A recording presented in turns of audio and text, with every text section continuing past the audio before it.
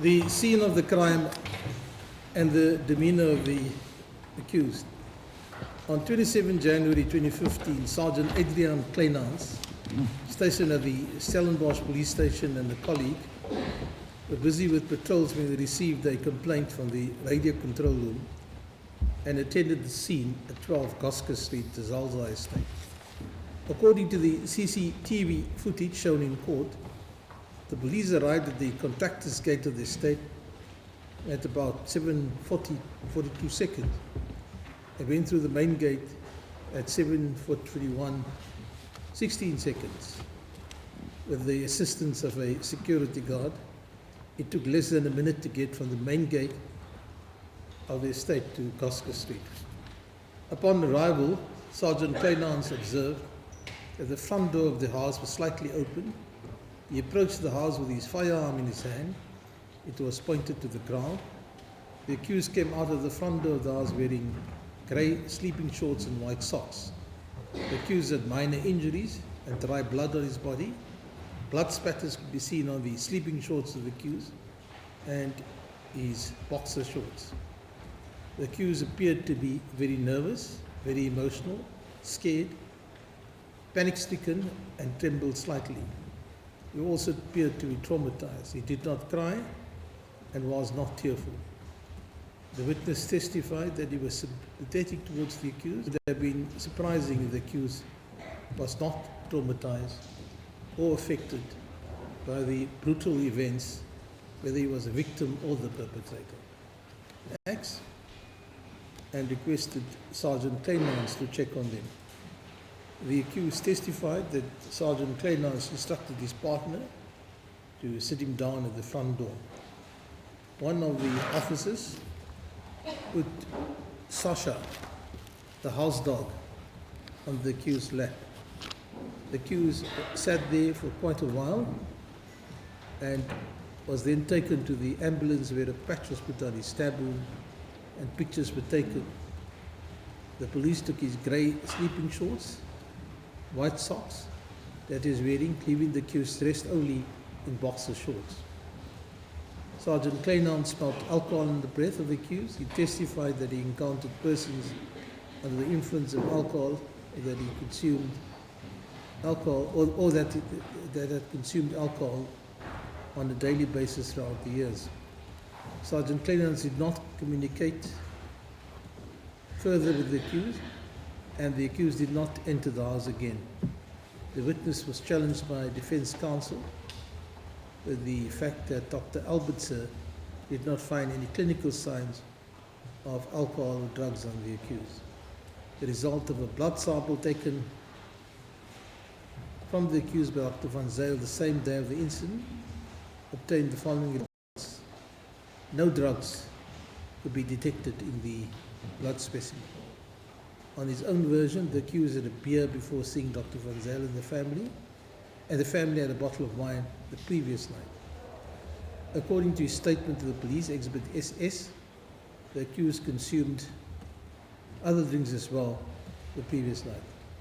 There is a discrepancy in the evidence of the accused, whether he denied having the other drinks or whether he could not remember having it.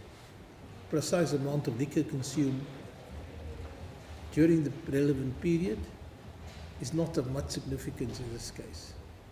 Safe to say that the accused probably did smell of alcohol. Experienced members of the South African Police Services testified that the crime scene was not consistent with a house robbery or burglary. An open bag was standing on the dining room table, and there was an open laptop bag in the study. The accused agreed that nothing appears to be missing from the handbag. The cupboards in the study were open, but the contents of the cupboard were neat.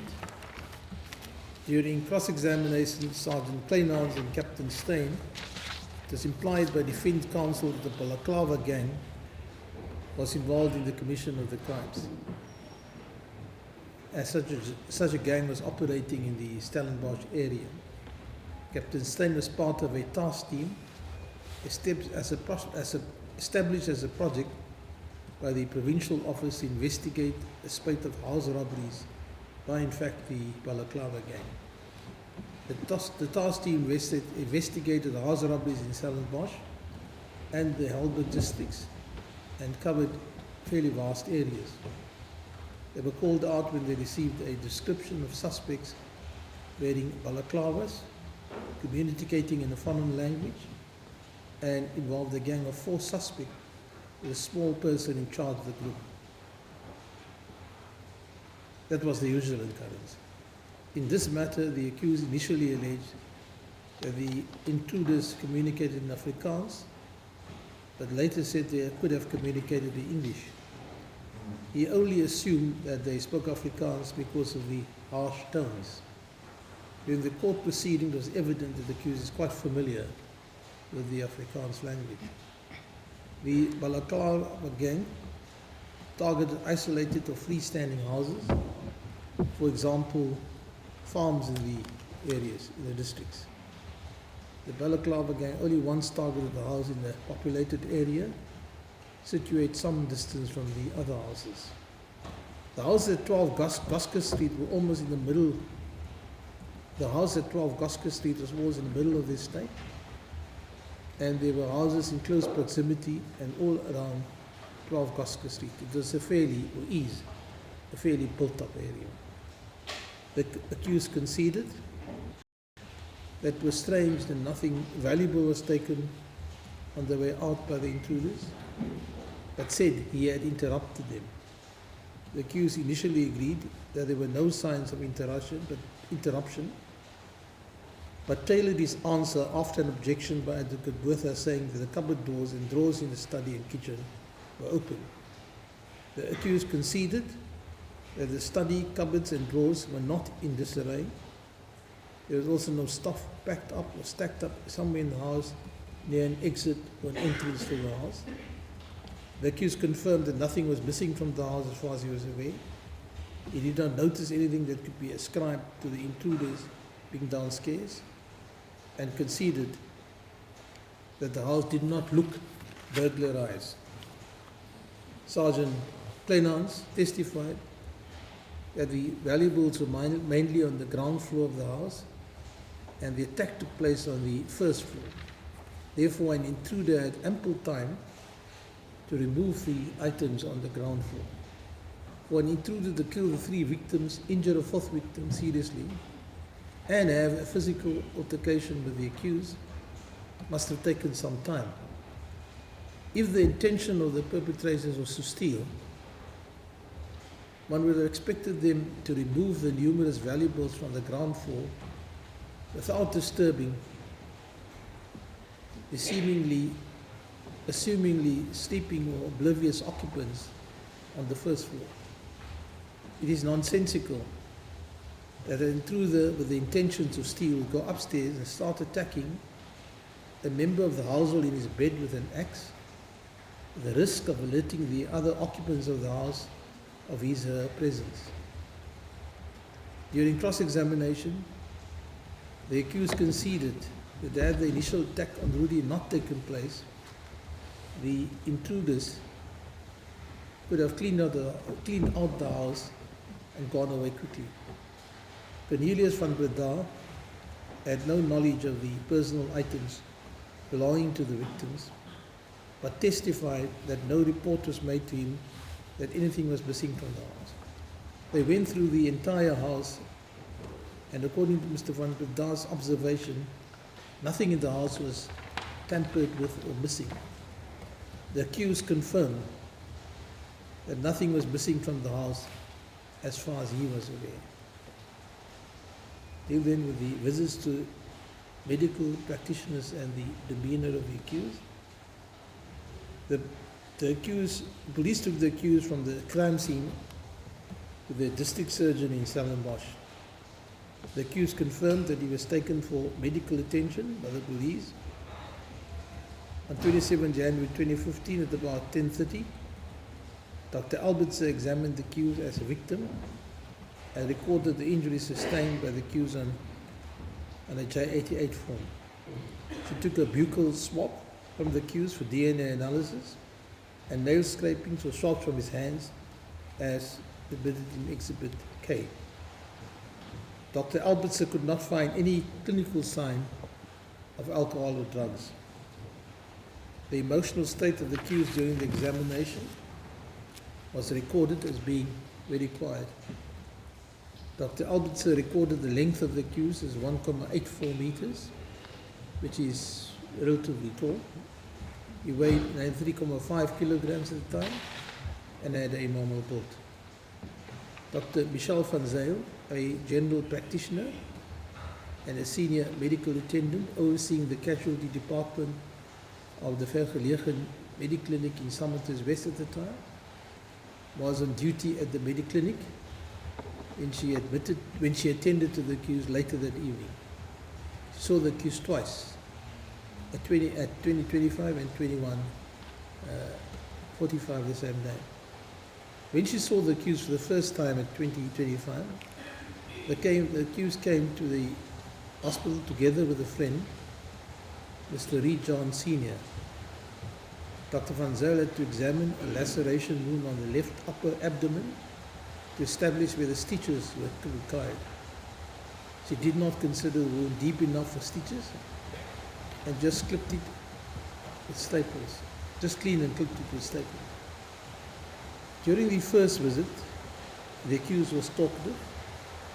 She noted on the J88 form that the accused was confident, not emotional, conversing casually, and that he was relaxed with the staff.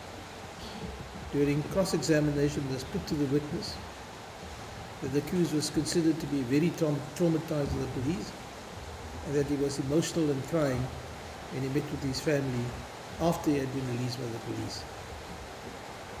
It was denied that the accused was friendly and relaxed. Dr. van Zyl was adamant that if that had been the case, she would not have made such a note about the emotional status of the accused. Dr. van Zyl testified that there was no indication of trauma as alleged by his family during the first visit. The accused was fully orientated. She noted that there was a slight smell of alcoholic metabolics in the breath of the accused. And according to the accused version, he had a beer before he went to the Mediclinic for the first time. When the accused was brought in the second time, the police informed Dr. van Zyl that he was a possible suspect in a murder case. The second visit was conducted on a question and answer basis, and the accused was less friendly than the first time. He appeared to be less forthcoming and more formal. Dr. van Zyl took a blood sample from the accused and had to record his injuries on the J88 form. He did not dispute that he was in a quiet mood during the second visit. Visits to the family house and the demeanor of the accused. Cornelius van Breda testified that after the incident, he visited the house twice together with other family members. On one visit, the accused accompanied them. It was on this occasion that they packed Marli's personal belongings. The accused was inside the house on the ground floor and indicated that he wanted and took whiskey. The accused denied going inside the house, but confirmed requesting the Japanese whiskey that he had bought for his father in Australia. It was put to Mr. van Breda that the accused was also requested to have a bottle of his father's aftershave. The witness was adamant that the accused was indeed inside the house during one of the visits, and the accused went to visit in the car when they packed Marli's belongings. Requesting no other valuables or sentimental items belonging to his loved ones does not take the matter any further. No adverse inferences can be drawn by a court from the visit to the house after the incident. During the court proceedings, I deal now with the demeanor of the accused in court. During the court proceedings, the accused became emotional from time to time. For example, when clips of the emergency meeting were played in court and during the testimony of the pathologist, it is to be expected that it would be emotional to relive the traumatic events, and his reaction was not unusual in the circumstances. During his testimony, the accused appeared to be uncomfortable at times, and at other times he appeared to be superbly confident. On a question whether he was the only person alive that could remember what transpired the night of the murders, the accused almost sarcastically responded that he had no idea what the attacker's memory is like. He would make statements like, "We made every effort to minimize my exposure to those photos," with reference to photo album Exhibit 8. At one point he wanted to clarify what his counsel was objecting to. What struck the court was that the accused did not show a great deal of emotion, even when he demonstrated the blows when the attacker hit Rudi and his father, as well as the altercation between himself and the attacker. At times he would give a lot of factual detail just to be vague. When he was confronted with difficult issues, for example, the dog's illness and why it was not barking, in what position his father was when he was attacked by the murderer, as well as why he did not warn and help his mother and sister. The weapons used during the commission of the crimes. Defense counsel admitted that the axe handed in Exhibit 1 is the same axe that appears in photo album Exhibit A, and agreed that the axe appeared to be new. It is clear that the axe in the photographs had been used to attack the victims. Apart from the visuals contained in the photo album, Lieutenant Colonel Charles Otto, attached to the South African Police Services as the Chief Forensic Analyst and reporting officer at the biology section of the Forensic Science Laboratory, is referred to as FSL, testified that the DNA profile of the majority of victims could be read into the swab blood samples taken from the axe. The state submitted that the axe belonged to the Van Breda family. James Reed John, Marli's friend, did not recognize the axe as the one belonging to the Van Breda family. However, he recognized the size and shape of the axe as similar to the one he had seen in the garage and at the fireplace. He never saw the Van Breda family using the axe. From his recollection, the head or top of the axe was black, but said that he could be wrong about the color. Exhibit 1 is in fact a dark green headed axe with black at the top. Captain Joubert testified that the axe had a dark blade appearance. The description given by Mr. Reed John was similar to Exhibit 1, except of course for his indication of the color. Ms. Princess Kokani, the housekeeper or domestic worker, testified that the axe she identified was the same axe, the same type of axe, and similar in size and appearance as the one she had seen at the house. She says the axe was normally stored in the scullery on the shelf behind the ironing board, as can be seen in Exhibit AZ2. It had been kept there ever since she started working for the Van Breda family in October 2014. The ironing board was usually stored in the same position unless she was using it. She said that she had seen a lot of axes in her lifetime and described the axe as a small size axe. The axe was hardly used and was always in a pantry. Sergeant Apollos testified that only one axe had been found on the crime scene by the police. there was no indication of a second axe, and no axe was found in the pantry or at the house after the incident. Although Precious Nkunkani and James Lee John were aware of the presence of the axe in the house, the accused distanced himself from the axe in his statement to the police. According to the accused, he did not know the family had an axe in the house, despite living with the family since April 2014. It is noteworthy that Mr. Rudi John and Marli were in a relationship from February 2014 onwards, and he as a visitor was aware of the axe. According to Mr. Rudi John, Martin bought the axe in 2014. It does seem to fit. It does seem that the axe was hardly used of the family. Importantly, the accused conceded that Exhibit 1 and 2, it's the axe and the knife, originated from the house. This was during his cross-examination by Ms. Calloway. It is the state's case that the injuries sustained by the deceased and Marli were caused by the axe found on the scene. Defense counsel suggested during the testimony of Captain Brown that a second axe was possibly used during the commission of the crimes. It was the contention of the defense that the chance of Exhibit 1 being the weapon with which Marli was attacked was nil, was virtually nil.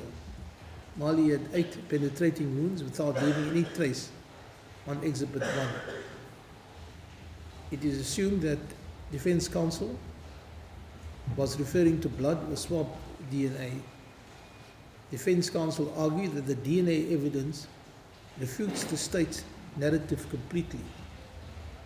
In court, the accused maintained that there was more than one attacker in the house the morning in question. It was argued that the only reasonable possibility is that Marli was not attacked by the same assailant who attacked the other family members, and she was also not attacked with Exhibit 1, that's the axe we're talking about. This submission was made on the premise that the DNA evidence is accepted by the court. Captain Marius Joubert, the bloodstain pattern analyst and forensics crime scene expert, testified that Marli was repeatedly hit with an object similar to the axe. Of importance is that according to Dr. Daphne Anthony, the state pathologist, the type of injuries to Marli's head were similar to the type of injuries sustained by the other 3 deceased members of the family. They sustained chop and incised wounds, and the measurements of Marli's wounds were more or less the same as in the case of the other victims. Professor Jacob Dempers, a registered medical practitioner and pathologist, testified with reference to the wounds of Marli and the deceased that all the defects appeared to be largely in length, and penetrated quite deeply into the tissue. It is highly unlikely that the alleged perpetrators would fortuitously bring around a similar axe than the one kept in the Van Breda house, inflicting similar type of injuries, and that a second attacker would inflict injuries with more or less the same degree of force. I repeat that, and that's a finding of this court. It is highly unlikely that the alleged perpetrators would fortuitously bring along a similar axe than the one kept in the Van Breda home, inflicting similar type injuries, and then inflicting similar injuries, and that the second attacker would inflict injuries with more or less the same degree of force. The defense DNA expert, Dr. Antonelle Ockers, testified that she could not explain the presence of Marli's touch DNA found on the axe. DNA could remain for quite a while on the surface depending on the type of service. However, Dr. Alkes was unable to confirm how long touch DNA could remain on an item. Teresa's DNA was found on the head of the axe in the mixture results. In these results, the inference can be drawn that she had been attacked with the same axe as Rudi and Martin. A mixture of Rudi and Teresa's DNA or possible blood was found on the axe blade and head of the axe. Her touch DNA was also found on the axe. She also probably might have touched the axe while defending herself. Marli sustained the injuries during the confrontation with the attacker was likely in the same area as Teresa.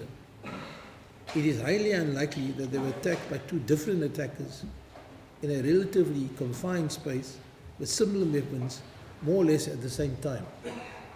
The accused confirmed during cross-examination that Marli was eventually found in about the same position from where he initially glimpsed her in pursuit of the attacker. Although Marli could move her limbs, no evidence was presented that she could make significant movements to move from one spot to the other. The axe did not have much blood on it, as would be expected. If it was used in so many murders, sorry, I might read that again. The axe did not have as much blood on it as one would expect if it was used in so many murders. All the victims were struck multiple times. When one used the axe repeatedly and the axe impacted with the next victim, blood would be, quote, projected from the axe. Captain Joubert collected 8 swabs from the axe, 4 swabs from the handle of the axe, and 4 from the blade of the axe. The swabs 6A to 6H represented the entire axe. Captain Joubert took the swabs in addition to the 4 swabs taken by Warrant Officer Hitchcock, 3 of the swabs taken by Warrant Officer Hitchcock were tested for the presence of blood, and 1 test for the touch DNA. Despite the fact that these swabs were representative of the entire axe, only certain random blood spots on the axe were identified and analyzed.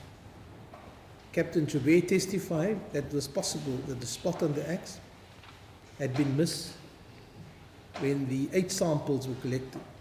Furthermore, Lieutenant Colonel Otto testified that in respect to the blood swabs from the bottom of the axe handle, bottle swab, not swabs, from the bottom of the axe handle, she could only include the reference sample of the accused in the mixture, although there was more DNA.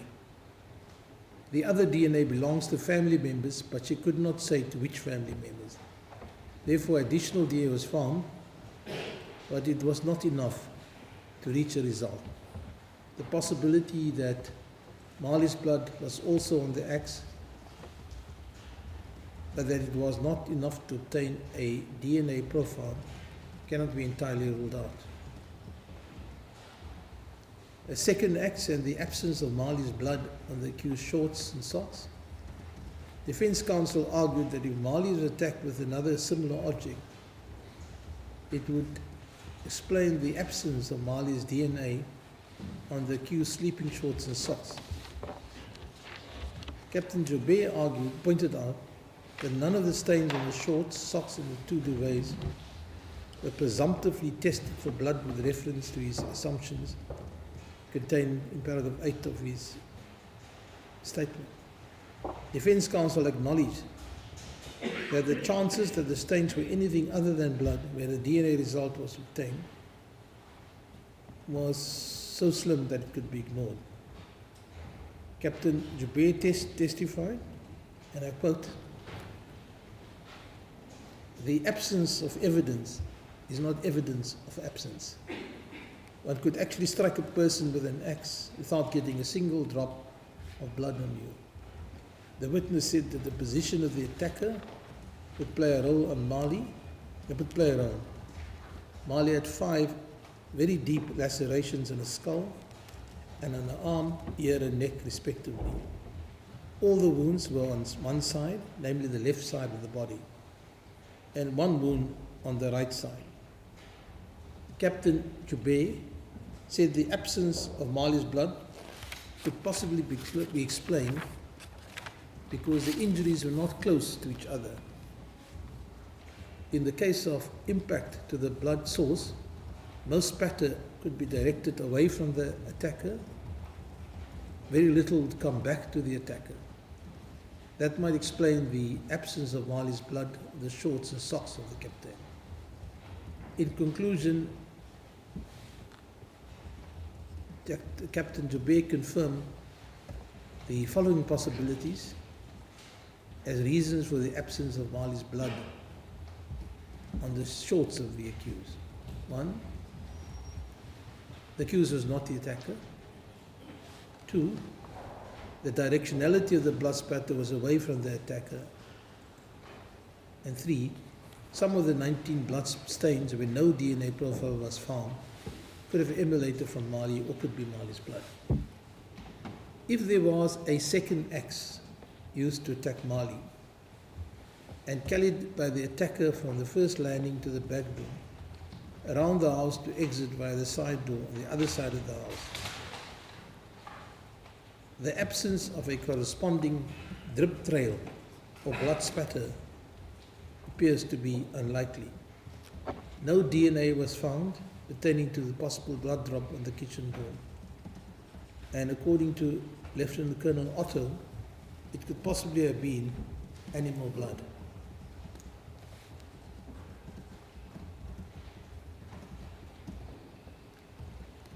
Only human DNA can be extracted from the blood. Marli was also not the donor of the 2 solitary drops below the boys' window on the wall of the adjacent property. During cross-examination by the state, the accused conceded that the attacker used the same type of weapon and executed the same type of attack on the victims. It is highly unlikely that a second person would have executed blows in predominantly the same area as the other attacker, that is, the head of the victims, and with more or less the same degree of violence or force.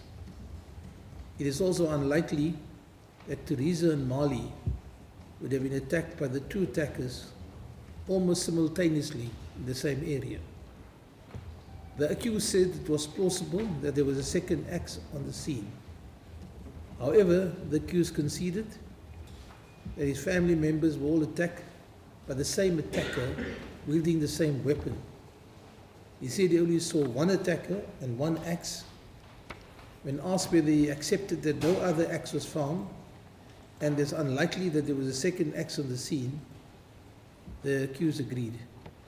He agreed that no evidence of a second axe exists. During the emergency call, the accused told Ms. Philander that someone attacked his family, 3 adults and 1 teenager, with an axe. No allegations of a second attacker with a second axe was made by the accused shortly after the incident. My conclusion with regard to the second axe, apart from the fact that it can be clearly seen on the photographs in the photo album, that Exhibit 1A had been used to commit the crimes, Exhibit 1 had been used to commit the crime. The accused himself only mentioned one axe used by an alleged intruder.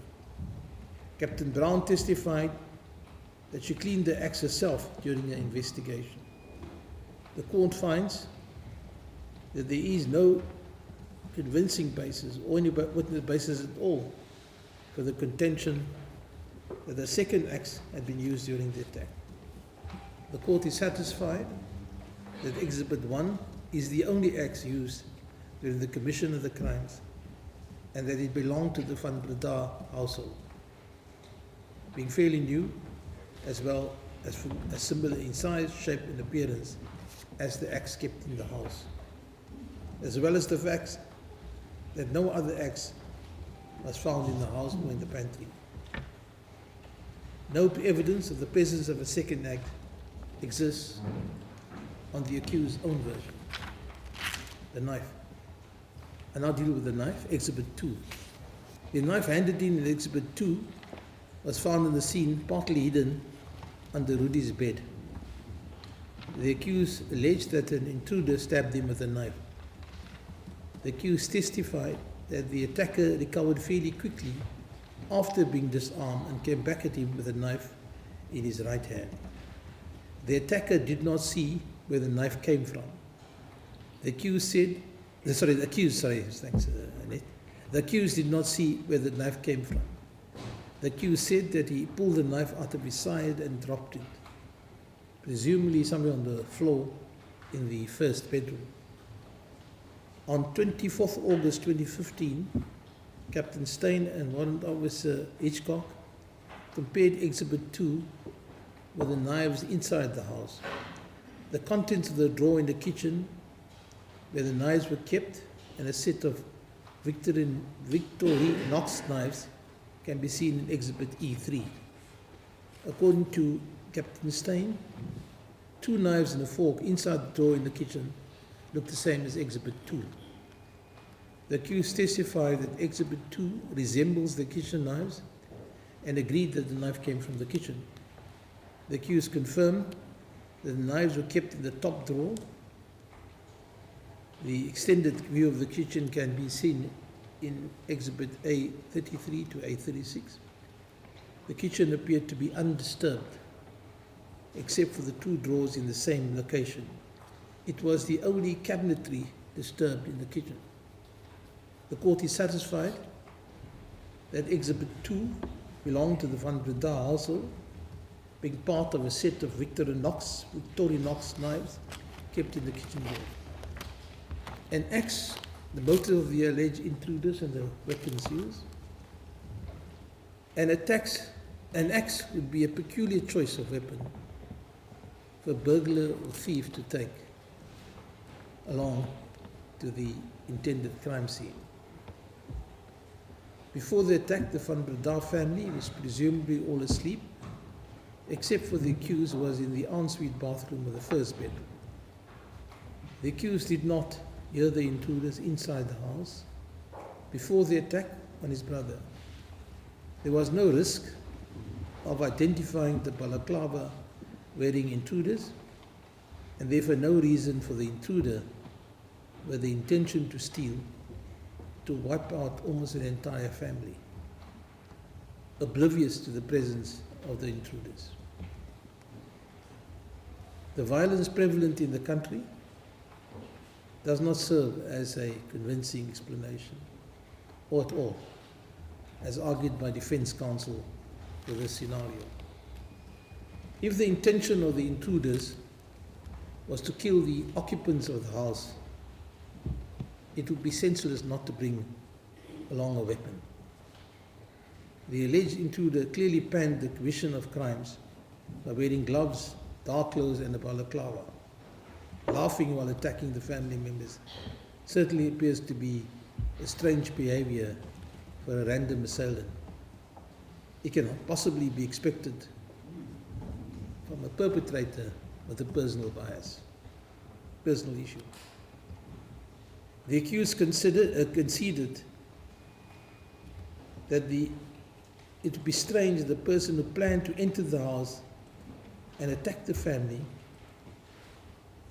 came unarmed or armed inadequately that night. He found it strange that the one person who went upstairs was also incidentally the same person who was armed with both the knife and the axe that came from the kitchen of the very house. The severity of the attack, the degree of violence displayed towards the deceased victims and Marli seems to be excessive.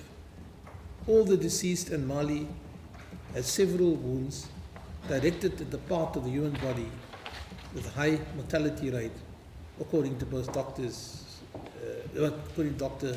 Anthony, the pathologist.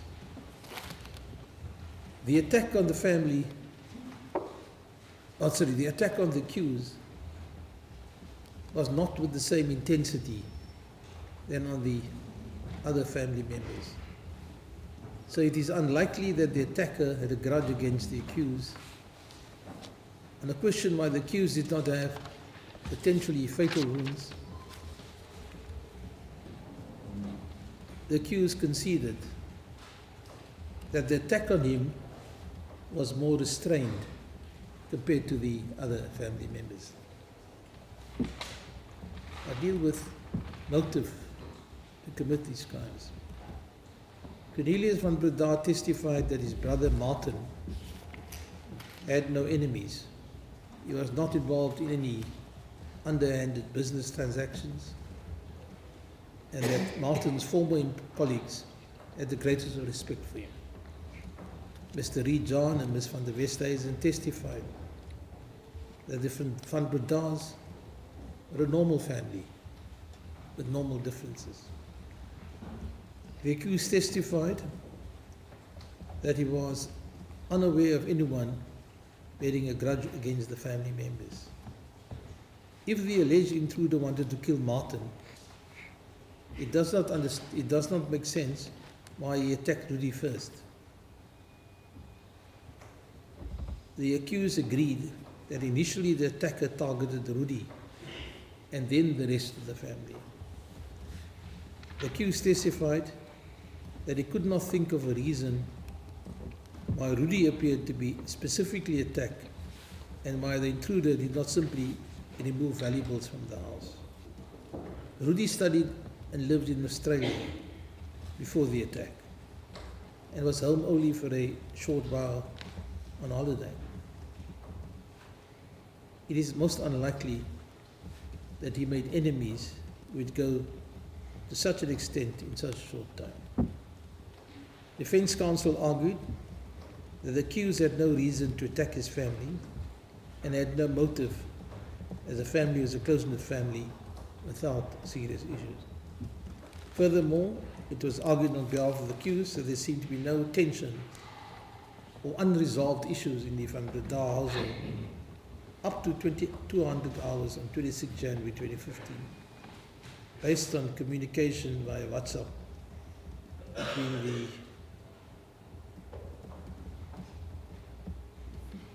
accused and Bianca, and the lack of communication between Marli and James after 2200 hours that particular night. The accused version is that there was no argument amongst the family members on 26 January 2015. Arguments in the family centered around Marli because she was growing up and starting to rebel. The accused denied having any serious arguments with his family and stated there was nothing out of the ordinary the evening before the attack. No evidence exists to indicate a specific motive for killing any of the apparently decent family members, whether they were killed by an unknown intruder or the accused. The neighbors of the Van Breda, Opdorf and Mustalia testified that the estate was a safe and secure environment to stay in, and none of them reported any suspicious persons or incidents in the vicinity of Gosker Street the day of the murders. Mustalia heard nothing untoward that particular night, despite being a light sleeper and the fact that the murders were committed not far from the house. The only unusual event or evidence of something unusual was loud male voices coming from the Van Breda residence, heard by Mr. Opdorf between 2200 hours at midnight, between 10 and 12 that particular evening. Mr. Opdorf resided at 10 Gosker Street, across the street from the Van Breda residence.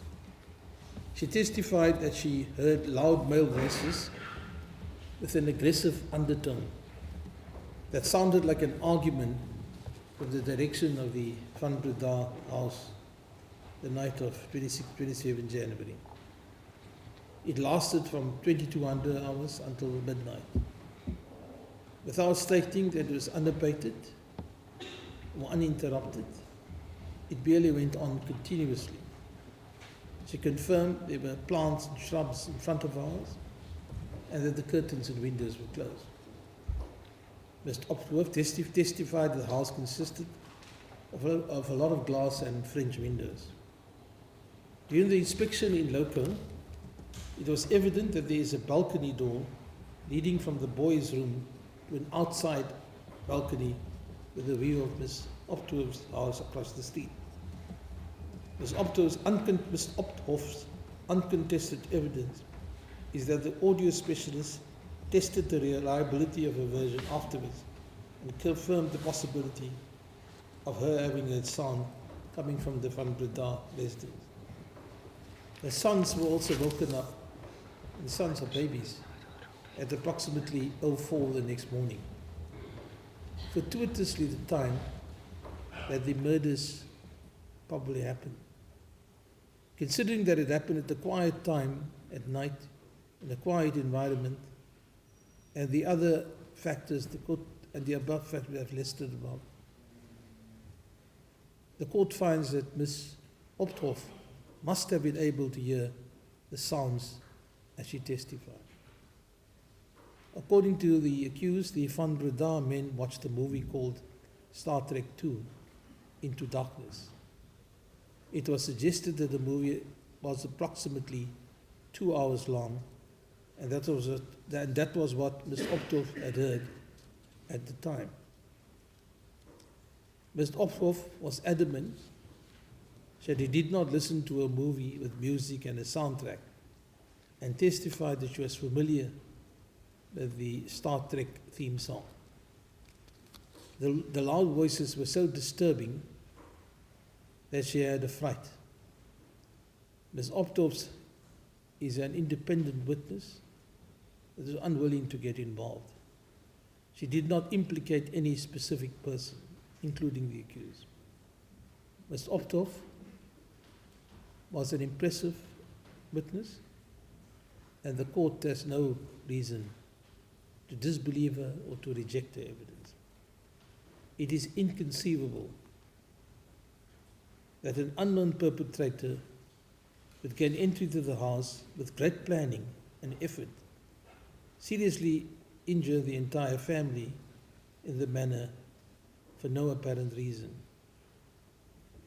except perhaps for the accused, and flee again without taking obviously valuable items from the house. The court does not have to speculate about the motive of the assailant. With regard to the intention of the perpetrator, on 29 January 2015, Dr. Daphne Anthony, a senior specialist in forensic pathology, performed the post-mortem examinations and recorded the findings in the post-mortem reports marked Exhibits L, M, and N. She was appointed as a senior specialist forensic pathologist at the Stellenbosch mortuary from May 2009 until June 2016. Dr. Anthony said that the use of the axe would fit in, as Exhibit 1, would fit in with the injuries. She described the axe as a heavy object with a sharp edge and said that it was consistent with the chop wounds inflicted with a tremendous amount of force and high rate of speed. According to Dr. Small-Smith, the injuries presented by Marli are not only potentially fatal, they are in fact usually fatal. He confirmed that Marli's prognosis upon admission was poor. The injuries fit in with the infliction with a sharp instrument like an axe. I may at this stage record that Marli was not called as a witness because she apparently has retrograde amnesia. She was anyway, and she's not participated in this case. The deceased injuries were confined to the head. Rudi suffered the most violent attack of the deceased in terms of the number of injuries. Second was Martin, and then Teresa with lesser injuries. Dr. Anthony testified that Marli's injuries to her head and neck were consistent with injuries sustained by the other three deceased family members. Injuries to her hands and extremities were indicative of self-defensive wounds and were multiple in origin, indicative of a severe scuffling, also perhaps indicative of a desperate attempt to protect herself. Considering the seriousness and number of head injuries, the location of the wounds, the considerable amount of force which was inflicted, there can be no doubt that the attacker had the intention to kill the deceased and to kill Marli. Dr. Anthony testified that the traumatic head injury has a high mortality rate. The accused conceded during cross-examination that the intent was to kill if one hit a person over the head with an axe. Defense counsel correctly conceded that Marli's injuries were life-threatening and were inflicted with the intention to kill her. Whether an intruder entered the house armed with an axe or the perpetrator armed himself with an axe from the pantry inside the house, the attack on the presumably sleeping family members on the first floor of the house and in the early hours of the morning had to be planned. The weapon had to be taken to the first floor. It would not have been readily at hand at the time of the attack. Marli's injuries were indicative of a severe scuffling. This was in comparison to Rudi's pinky wound and Teresa's thumb. With Marli, more severe injuries, and specifically the location of the injuries, more on the extremities and hands, were indicative of a significant struggle going on during the attack in a desperate attempt to save her life. Dr. Anthony said she could postulate the possible sequence of events inferring from her observation. She inter alia postulated that Rudi's injuries showed him lying on the bed on the right side of the face due to the fact that his injuries were located to the lateral aspect, neck and the left, as well as the straight side of his neck. By the infliction of the trauma, he was aware of the blows and what was coming. He raised his hands in an attempt to ward off the attack. That is why he sustained an incised wound on his little finger, that lifting of the nail. First, the two incised wounds described in paragraph 4.1 and 4.2 of Exhibit L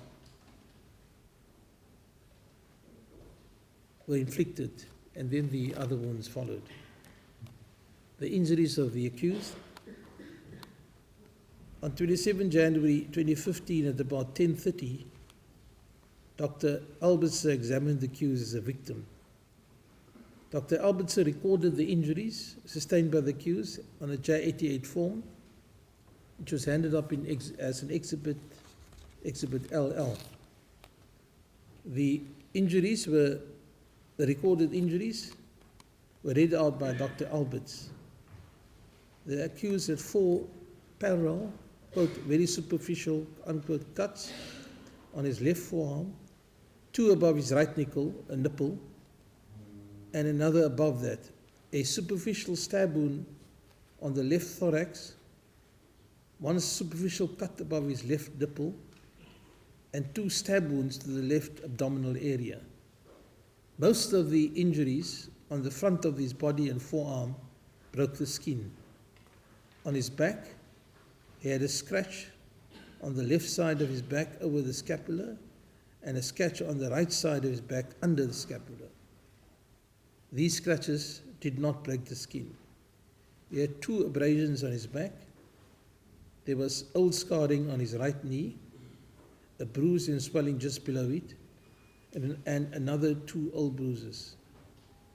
He had a swelling above his left eye and a bruise under it. Dr. Albertse testified that she did not regard the injuries as serious. The possibility of self-inflicted wounds arises. The accused alleged that one of the policemen that accompanied him to Dr. Albertse asked her whether the wounds were self-inflicted, and that Dr. Albertse replied that she could see what she could do. Dr. Albertse could not remember whether the question was asked at the time. At a later stage, Colonel Bieneke asked her opinion about the cut wounds on the thorax and left forearm of the accused and the method of inflicting the wounds. Dr. Albertse did not give an opinion, but instead it asked that Dr. Timmensma to furnish an opinion. It is put to Dr. Albertse that the accused will say that the assailant had a knife in his hand and cut and stabbed while the accused held onto the arm of the assailant. A demonstration by Advocate Bertha is described as follows. The accused held onto his arm of the assailant, with his right hand close to the elbow of the assailant, who cut the accused over his thorax and arm. Dr. Albertse replied that it was possible but unlikely. However, she indicated that she was hesitant to say it was unlikely. It is noted that during his testimony, the accused testified that he grabbed the attacker's right hand, holding the knife just below the wrist and not close to his elbow, as stated by Advocate Bertha. In his plea explanation, it was alleged that the accused was holding on to the right forearm of the attacker, not just below the attacker's wrist, as he testified later. Dr. Marianne Timmensma, the forensic pathologist who I have referred to earlier, her expertise included pathology, which she started to practice in 2007. Apart from forensic pathology, she also practiced clinical science. Her qualifications and experience are listed in some detail in Exhibit NN. Dr. Timmensma was asked by the South African Police Services, SAPS, and Dr. Albertse to comment on the method used and the manner in which the accused sustained the injuries. The witness received a written request from Dr. Albertse, the J88, a typed copy of the translation of Dr. Albert's findings in English, and the photographs contained in Exhibit C. The police also brought the suspected weapon, Exhibit 2, in an evidence bag to her office. At a later stage, she also had the plea explanation of the accused at her disposal. Colonel Bieneke requested telephonically whether the accused would comment on the wounds of the accused and the issue of possible self-inflicted injuries. She said it was not unusual to receive such a request. Dr. Timmensma compiled 2 reports and the findings with regard to the injuries sustained by the accused and handed in as Exhibit NN2 and 3 respectively. Defence counsel submitted that the mandate with which Dr. Timmensma was tasked was embedded with an inherent confirmation bias. There are in fact no grounds for this submission, as Dr. Timmensma not only motivated the conclusion thoroughly, she also referred to textbook pictures for confirmation of her conclusion. The absence of bias is inter alia illustrated by a concession that it's a difficult task to determine whether injuries have been self-inflicted or not. She also identified certain injuries to be self-inflicted and others not necessarily so. It was further argued that the analysis cannot be afforded the same weight as stemming from a physical, contemporaneous examination of the patient and his injuries. The same argument goes for the defense experts on the injuries of the accused. Dr. Timmensma had the opportunity to form an opinion from the enlarged photographs and the detailed notes of Dr. Albertser. No tests were required to come to a conclusion. Dr. Timmensma summarized the accused injuries as thorax, head, back and leg injuries. Dr. Timmensma confirmed that the injuries on the dorsal aspect of the left arm, marked A to D, and to the chest arm, marked E to F and H, were consistent with self-inflicted injuries. The other injuries were less likely to be self-inflicted and were unusual if self-inflicted. During cross-examination, Dr. Timmins conceded it was very difficult to determine whether wounds were self-inflicted. But in this instance, she was adamant that it was indeed the case. The fact that the wounds were superficial and non-fatal was not necessarily conclusive. One had to look at all the characteristics of the wounds. The more characteristics that were present, the more suspicious you would get. One would then look at how they would have been sustained, that is the history and the discrepancies. Conclusions of possible self-inflicted injuries are determined by a number of factors, and one had to look at it in its totality. The cut marks on the chest were superficial and non-fatal. Incisions at an equal depth were parallel and avoided sensitive areas like the nipples. The chest injuries were reachable area for self-infliction. The forearms were also in keeping with self-inflicted injuries, non-lethal, superficial, of an equal depth, and the cuts were parallel. It was unlikely for a victim who was being attacked to stand still and not take evasive action to allow such multiple and uniform injuries to be executed. The incisions on the left forearm and the accused, the incisions were on the left forearm, and the accused was reportedly right-handed. It was not a typical area where one would expect defense or defensive wounds with sharp instrument attacks. Defense wounds were more likely to be found on the ventral palmar aspect of the forearm or wrist, or on the backs of the hands or fingers from non-grasping movements in attempts to ward off a weapon. The forearm injuries were in reachable areas for being self-inflicted. Therefore, the injuries to the former arm, as well as the cuts to the chest, were consistent with being self-inflicted. The other injuries of the accused were less likely to be self-inflicted. Dr. Timmensma referred to a report dated 12 April with regard to the reasons for describing some of the accused injuries as possibly self-inflicted injuries. If one looked at the type of wounds to his chest, abdomen, and arm, they were superficial and non-fatal. The cuts occasionally penetrated the skin, and the incisions were regular and were linear and were parallel. The wounds were grouped and similar in appearance.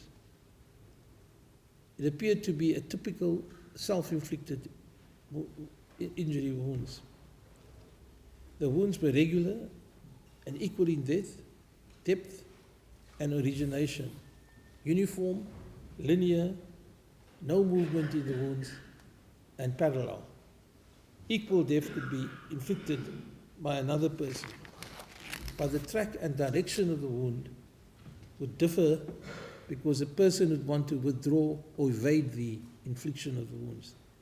There would be a deeper entrance, and it would become more shallow if someone was stabbed by another person.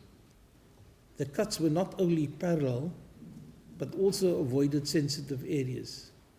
It was unlikely that someone would have stood still and not taken evasive action. Self-inflicted wounds would usually be found on the chest, abdomen, arms, or hands of a person. And as I said before, the wounds were in reachable areas and were accessible. The witness added 3 more reasons to a report on which a report was based, on which her opinion was based. That is, the wounds were symmetrical, of uniform shape, and that the same instrument had been used. Dr. Timmensma explained that symmetrical wounds were both sides of the body and have exactly the same appearance. The cuts could have been caused by one instrument. Conclusions of possible self-inflicted wounds are determined by a number of factors, and as you said before, it had to be looked at in its totality. State Counsel, Ms. Galloway, described the circumstances to the witness, saying that the alleged attack took place in the bedroom at the foot of the beds, with two persons facing each other with sharp weapons and pushing and pulling each other. Dr. Timmensma responded that in the circumstances, holding on to each other, it would be very difficult to execute very uniform and similar incisions to another person's body. The angles and directions of the incisions would be different if a person pulled away. The wounds on the torso and left arm of the accused were very similar. Dr. Timmensma stated that in respect of the injuries to the arm, the accused had a group of wounds parallel to each other and with equal depth. Dr. Timmensma testified that the cuts were also very uniform and linear. There was lots of movement, so it would be unlikely to inflict wounds of the same nature. One would expect different angles and depths. It was the same attacker who inflicted serious harm to other people. She testified that it was very unlikely that the wounds were inflicted as demonstrated by defense counsel. Defense counsel put it to the witness that a person's wrist could move, then only part of the skin would be slashed. The witness said that with the movement, pushing and pulling, one could not slash with resistance applied to the hand. One may be able to stab but not slash. The wounds were suspicious even before the witness had the benefit of the plea explanation and when she compiled Exhibit NN2. The witness said that the accused indicated the degree of movement in paragraph 31 by saying that they pushed and pulled each other, stepping forward and backwards. She agreed that the adrenaline level of the accused would have been raised quite high, and the person might not feel the pain with superficial cuts. She asked, why would anybody stand still when the cutting happened? One would not be defending yourself by standing still. If the accused stood still, it would be possible to have made those cuts. But the accused never described or did not say that he was standing still during the struggle. Dr. Timmensma said she looked at the totality of the appearance of the wounds. She testified that the wounds must not be evaluated in isolations. The wounds were on the left forearm of the accused, and he was right-handed, as I've said before. The cuts were also superficial and non-fatal. There was dried blood in all the wounds, but the blood spots were not relevant. Dr. Timmensma testified that the wounds were parallel and grouped. Cuts B and C would meet up if they had continued. She conceded that. Dr. Timmensma testified that movement or fighting with the resistance would not have resulted in those wounds. Self-mutilation did occur. She explained that in the case of self-inflicted cuts, a person would be in control of the amount of pain, the depth and the location. Cutting and slashing and another person inflicting the wounds meant one would not have control of the movement. She said that the cuts were not in keeping with flicking movements of a knife. The wounds would be deeper on one side and would go shallower. One inflicted the wound oneself. One would control the movement.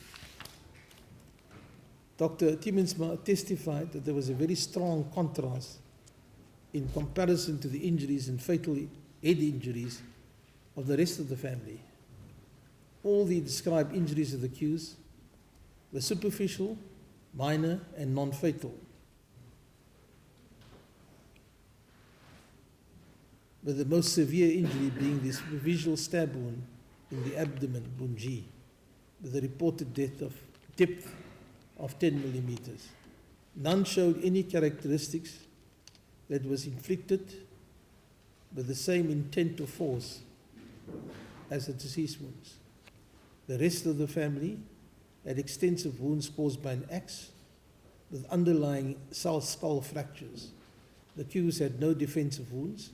One would have expected if another party was present. If one would try and disarm an attacker and grab with a knife or axe, one would expect there to be defensive wounds. Professor Jacob Dempers, the professor of forensic pathology, we've already referred to, was the head of the clinical unit of forensic medicine at the University of Stellenbosch. He testified that it was not a common occurrence for, when a group of people attack, the wounds to differ significantly from one person to the others. If an axe or knife was utilized as the object to create force, usually the situation where malice was intended towards people, that is not accidental injury, the wounds generally show some similarity. They see this in forensic pathology in cases where more than one member of family has been murdered. In this instance, all the defects pertaining to the Van Breda family members appeared to be similar. Similar wounds were not present on the body of the accused. Professor Dempers found it hard to believe that the assailant would only scratch the accused. A right-handed person possibly inflicted the wounds because of the fact that the wounds were predominantly on the left side of the accused's body. Professor Dempers testified that the same assailant slashed people with an axe and showed significant violence towards the deceased. There was no reason why he would be fighting differently with the accused. In his report, dated 27 August 2015, Professor Dempers stated that the scratch wounds on the accused's arm were all equal in depth and were almost perfectly parallel. Two superficial stab wounds were present on the chest and abdomen, which might represent tentative or test stab swabs. The distribution pattern was equal in terms of the wounds on the chest. The witness indicated that it was hard to believe that the assailant had succeeded in causing linear scratches, some only a few millimeters apart, without the accused flinching and causing further wounds to change direction in the same region, or at least resulting in a variation in the depth of the wounds.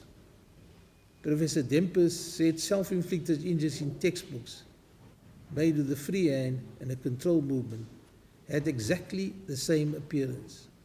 In the case of a struggle or any significant movement, it would not look like that, or would not virtually have the same length, etc.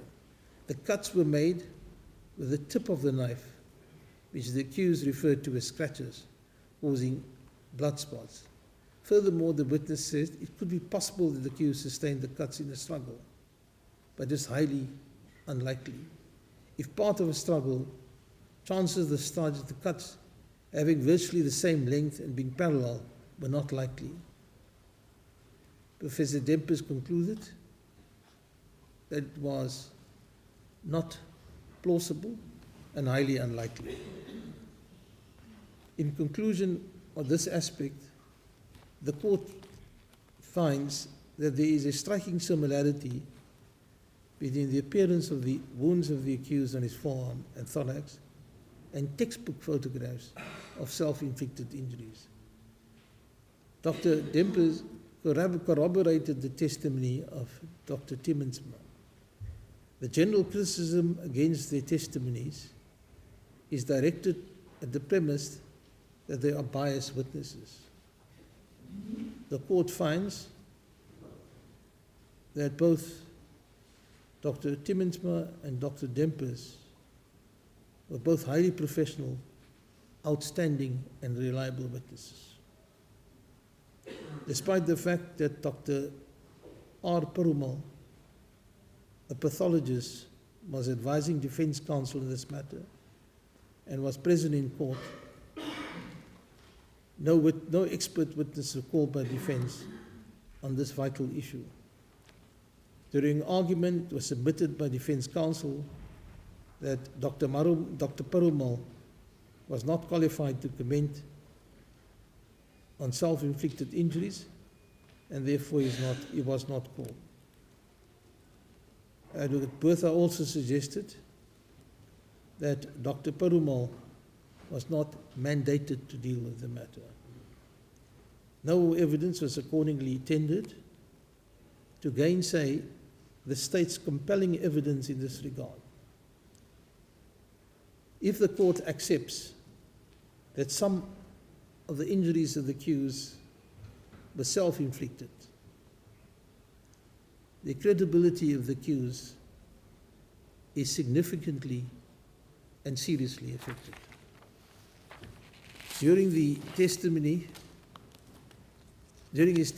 the accused explained that the attacker was holding the knife in his fist with the blade downwards and the sharp edge facing away from the attacker.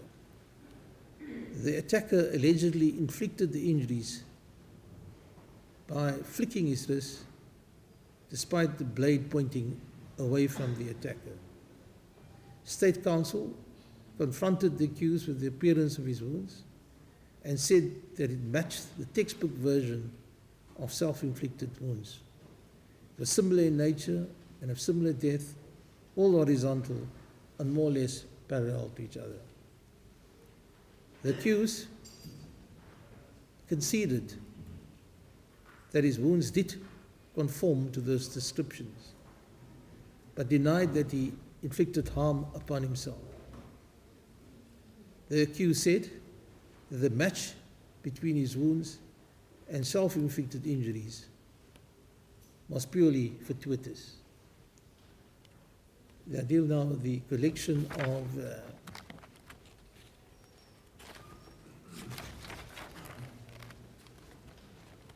let me finish page there.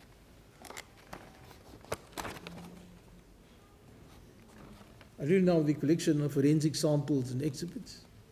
Warrant Officer Hitchcock from the Criminal Record Centre in Worcester, with 22 years service at the time of his testimony, testified he had covered thousands of crime scenes. He was a trained evidence collector, sealing of exhibits and dispatching thereof. He arrived at this crime scene at 10:22 on 27 January.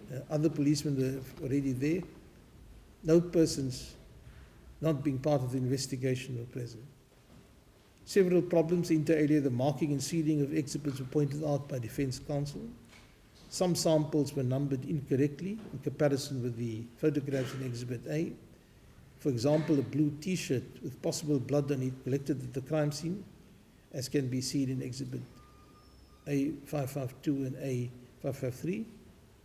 It was a typing error on the side of the witness, and so on.